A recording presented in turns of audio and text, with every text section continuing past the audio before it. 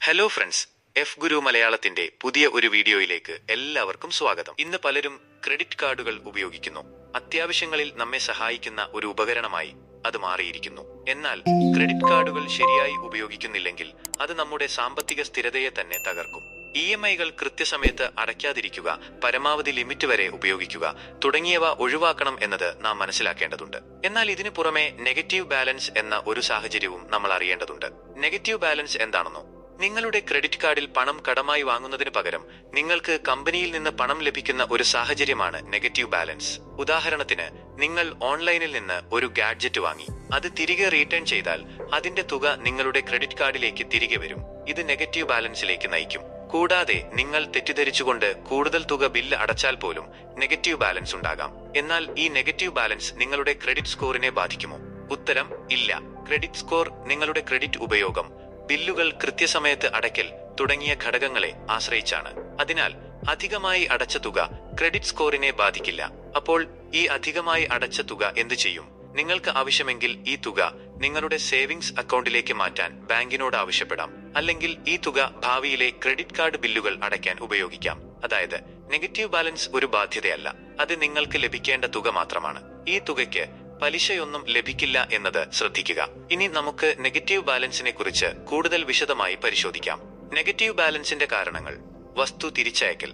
ഓൺലൈനിൽ വാങ്ങിയ ഒരു വസ്തു നിങ്ങൾ തിരിച്ചയച്ചാൽ അതിന്റെ തുക നിങ്ങളുടെ ക്രെഡിറ്റ് കാർഡിലേക്ക് തിരികെ വരും. ഇത് നെഗറ്റീവ് ബാലൻസിലേക്ക് നയിക്കും. അധിക തുക അടയ്ക്കൽ. തെറ്റിദ്ധരിച്ചുകൊണ്ട് കൂടുതൽ തുക ബില്ലടച്ചാൽ പോലും നെഗറ്റീവ് ബാലൻസ് ഉണ്ടാകാം. റീഫണ്ടുകൾ. ചില സേവനങ്ങൾക്കോ ഉൽപ്പന്നങ്ങൾക്കോ നിങ്ങൾക്ക് റീഫണ്ട് ലഭിച്ചാൽ അത് നെഗറ്റീവ് ബാലൻസിലേക്ക് നയിച്ചേക്കാം. ബാങ്ക് തെറ്റുകൾ. ചിലപ്പോൾ ബാങ്കിന്റെ ഭാഗത്തു നിന്നുള്ള തെറ്റുകൾ കാരണം നെഗറ്റീവ് ബാലൻസ് ഉണ്ടാകാം. നെഗറ്റീവ് ബാലൻസിന്റെ ഗുണങ്ങൾ. ക്രെഡിറ്റ് സ്കോർ മെച്ചപ്പെടുത്തൽ. നെഗറ്റീവ് ബാലൻസ് ക്രെഡിറ്റ് സ്കോറിനെ പ്രതികൂലമായി ബാധിക്കില്ല. സാമ്പത്തിക സുരക്ഷിതത്വം. അധികമായി അടച്ച തുക ഭാവിയിലെ ബില്ലുകൾ അടയ്ക്കാൻ ഉപയോഗിക്കാം. സൗകര്യം.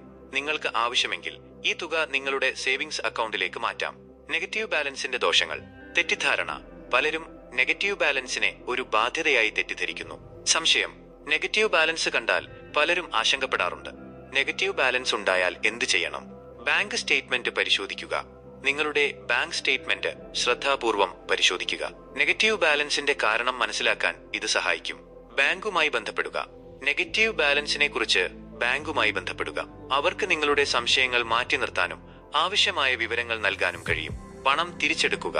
നിങ്ങൾക്ക് ഈ തുക തിരിച്ചെടുക്കണമെങ്കിൽ ബാങ്കുമായി ബന്ധപ്പെട്ട് അപേക്ഷിക്കുക. നെഗറ്റീവ് ബാലൻസ് തടയാൻ കഴിയുമോ?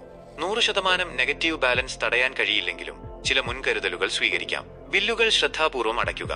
ബില്ലുകൾ അടയ്ക്കുമ്പോൾ ശ്രദ്ധിക്കുക. അധികമായി അടയ്ക്കാതിരിക്കാൻ ശ്രദ്ധിക്കുക. വസ്തു തിരിച്ചയക്കൽ. വസ്തു തിരിച്ചയക്കുമ്പോൾ ട്രാക്കിംഗ് നമ്പർ ശരിയായി നൽകുക. ബാങ്ക് സ്റ്റേറ്റ്മെന്റ് പതിവായി പരിശോധിക്കുക. ബാങ്ക് സ്റ്റേറ്റ്മെന്റ് പതിവായി പരിശോധിച്ച് ഏതെങ്കിലും അസാധാരണമായ ഇടപാടുകൾ ഉണ്ടോ എന്ന് പരിശോധിക്കുക. ക്രെഡിറ്റ് കാർഡ് ഉപയോഗം പരിമിതപ്പെടുത്തുക. അത്യാവശ്യമല്ലാത്ത ഇടപാടുകൾക്ക് ക്രെഡിറ്റ് കാർഡ് ഉപയോഗിക്കുന്നത് കുറയ്ക്കുക. ഡെബിറ്റ് കാർഡ് ഉപയോഗിക്കുക. സാധ്യമായപ്പോഴെല്ലാം ഡെബിറ്റ് കാർഡ് ഉപയോഗിക്കുക. അവസാനമായി, നെഗറ്റീവ് ബാലൻസ് ഒരു സങ്കീർണമായ വിഷയമല്ല. എന്നാൽ പലരും ഇതിനെക്കുറിച്ച് അറിവില്ലാത്തതിനാൽ ആശങ്കപ്പെടാറുണ്ട്. ഈ വീഡിയോ കണ്ടതിനു ശേഷം നിങ്ങൾക്ക് നെഗറ്റീവ് ബാലൻസിനെ കുറിച്ച് കൂടുതൽ മനസ്സിലായിട്ടുണ്ടെന്ന് ഞാൻ പ്രതീക്ഷിക്കുന്നു. എപ്പോഴും ഓർമ്മിക്കുക, എന്തെങ്കിലും സംശയമുണ്ടെങ്കിൽ നിങ്ങളുടെ ബാങ്കുമായി ബന്ധപ്പെടുക.